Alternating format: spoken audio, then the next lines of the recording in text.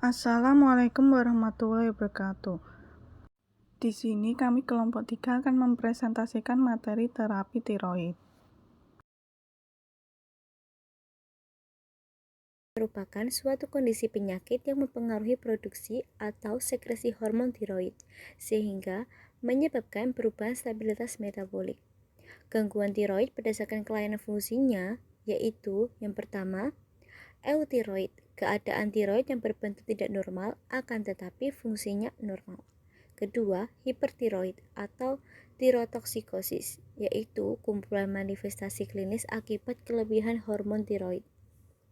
Ketiga, hipotiroid, kumpulan manifestasi klinis akibat berkurang atau berhentinya produksi hormon tiroid.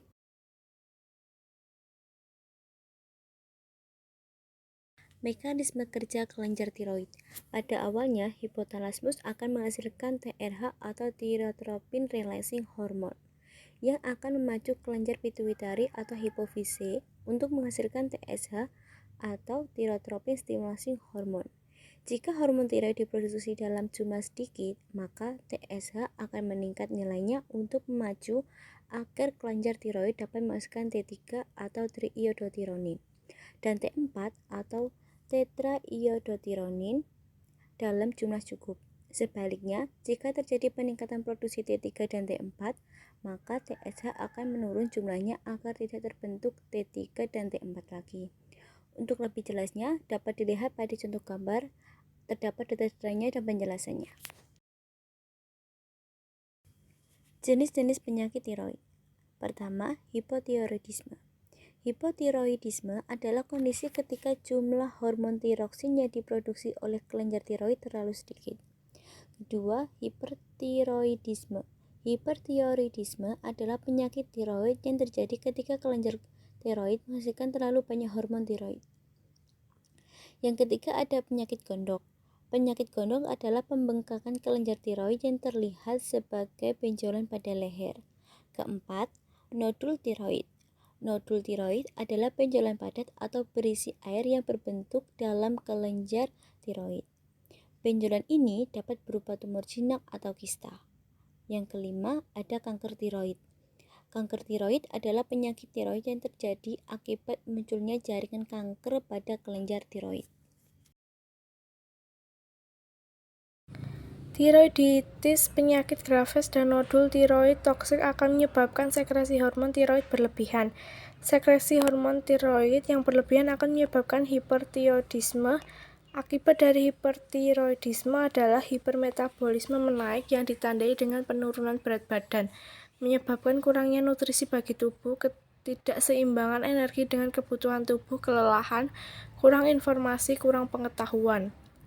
Hipertiroidisme akan menyebabkan aktivitas simpati yang berlebihan, perubahan konduksi listrik jantung, beban kerja jantung yang menaik, aritma, takikardia.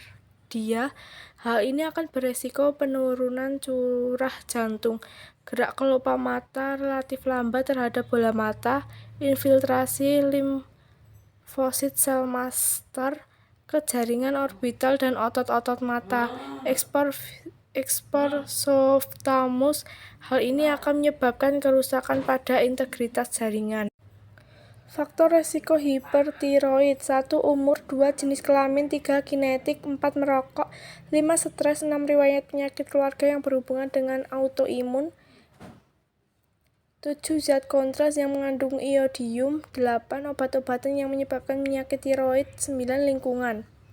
Faktor resiko hipotiroid: 1. Riwayat penyakit tiroid, 2. Riwayat keluarga dengan penyakit tiroid, 3. Diagnosa penyakit autoimun, 4. Riwayat radiasi leher, 5. Terapi obat seperti litlum dan amiodaron, 6. Perempuan di atas usia 50 tahun, 7. Pasien lanjut usia, 8. Perempuan postpartum 6 minggu sampai 6 bulan. Pencegahan penyakit tiroid. Langkah pencegahan penyakit tiroid tergantung pada penyebab dan faktor risikonya. Sebagai contoh, hipotiroidisme akibat kekurangan asupan yodium dapat dicegah dengan mengkonsumsi garam beriodium. Manifestasi klinis. 1. Gugup emosi labil, mudah pingsan, tidak tahan terhadap panas, turunnya berat bersamaan dengan peningkatan nafsu makan,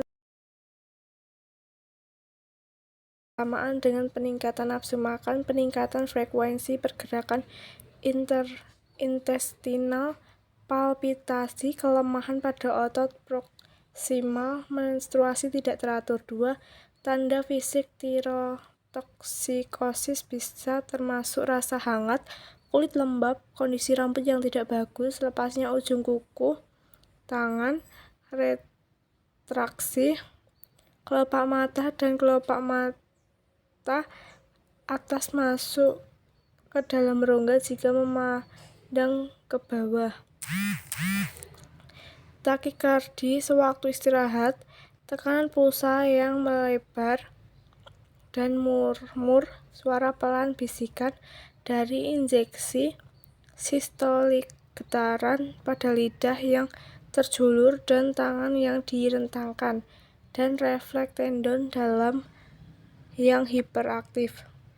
3. Pada graf berupa hipertiroid, pembesaran difus tiroid, dan temuan ekstratiroidal exponhalmos, gerakan bola mata abnormal, pretibial, midema, dan tiroid akropasi.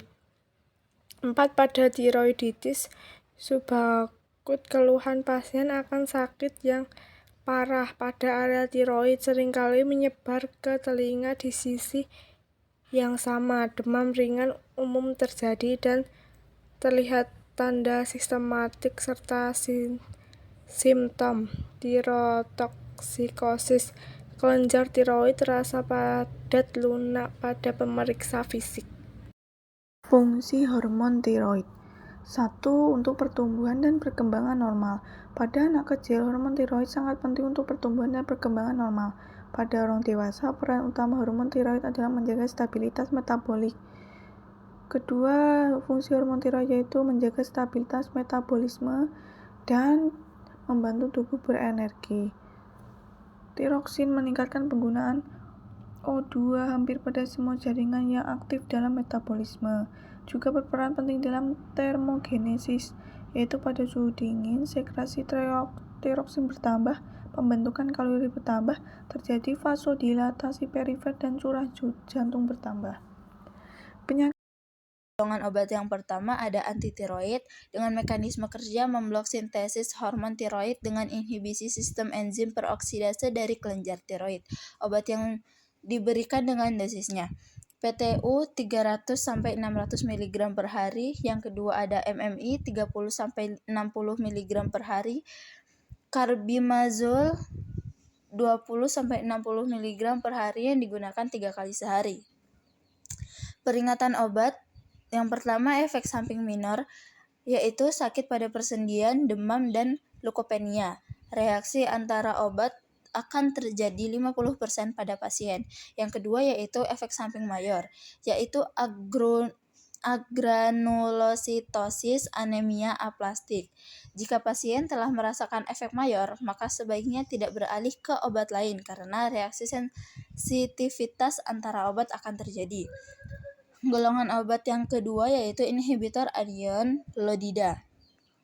Mekanisme kerjanya untuk menghalangi pelepasan hormon tiroid dengan menghalangi penggunaan liodida intratiroid dan menurunkan ukuran serta vaskularitas kelenjar.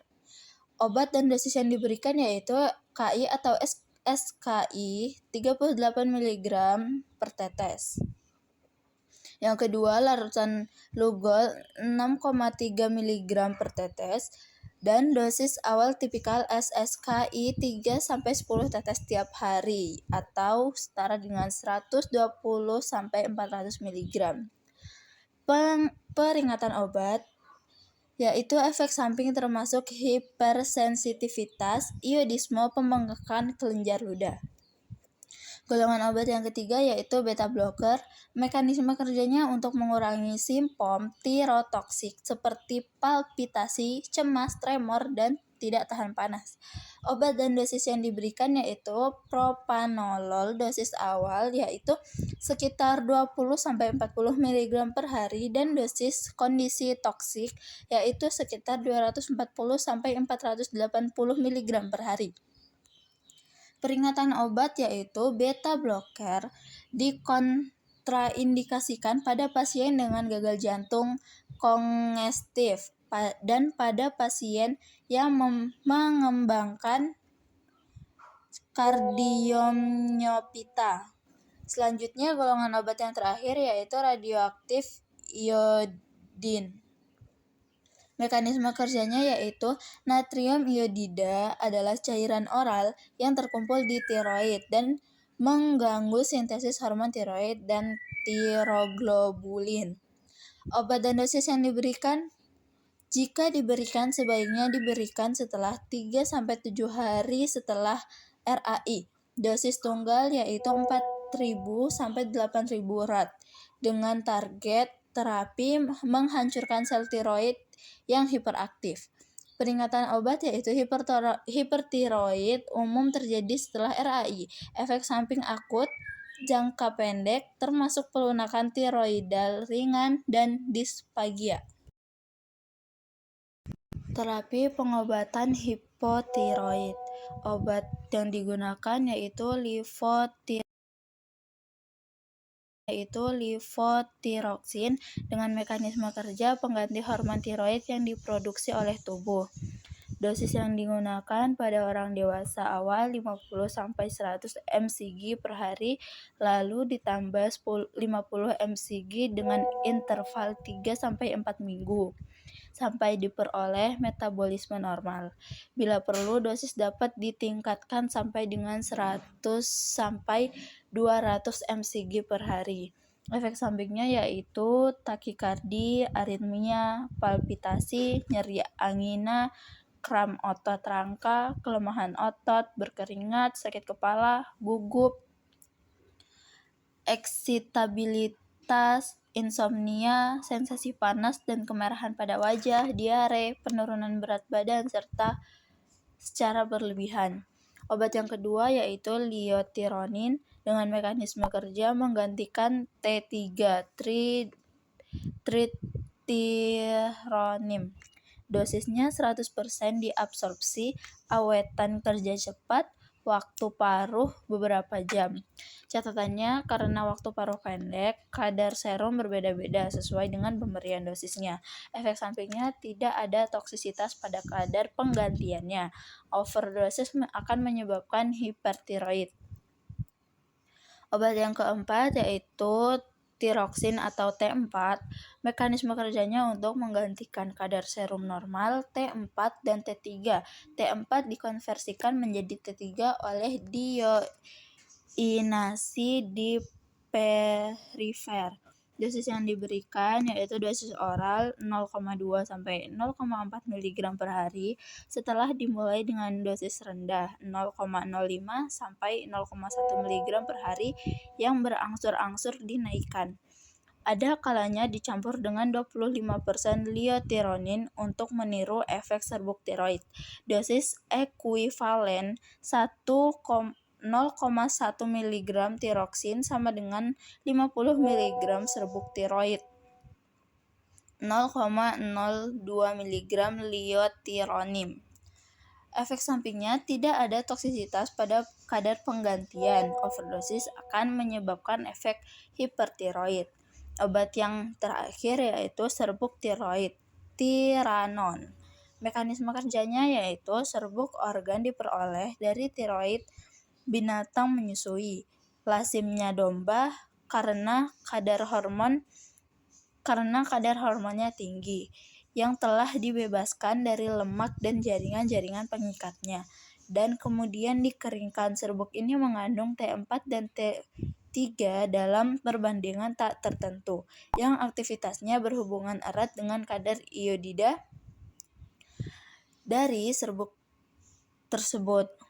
Dosis yang diberikan yaitu selama resorpsi Dari usus yang berlangsung perlahan, T3 dan T4 dibebaskan dengan jalan enzimatis. Berhubung dengan adanya masa latensi, maka efeknya baru nyata setelah 3-7 hari. Biasanya dimulai dengan dosis rendah yang berangsur-angsur dinaikkan hingga tercapai efek samping seperti takikardi dan kegelisahan. Kemudian dosis ini dikurangi dengan 25 mg dan digunakan untuk pemeliharaan. Dosis oral pemula yaitu 12,5 sampai 50 mg. Perlahan-lahan dinaikkan sampai 150 mg per hari. Dosis dapat diberikan sebagai single dosis pada pagi hari. Tablet harus dikunyah atau dilarutkan ke dalam air jika ingin dikonsumsi. Oke, sekian itu saja presentasi dari kami. Apakah ada yang ingin ditanyakan? Silahkan bertanya pada kolom komentar.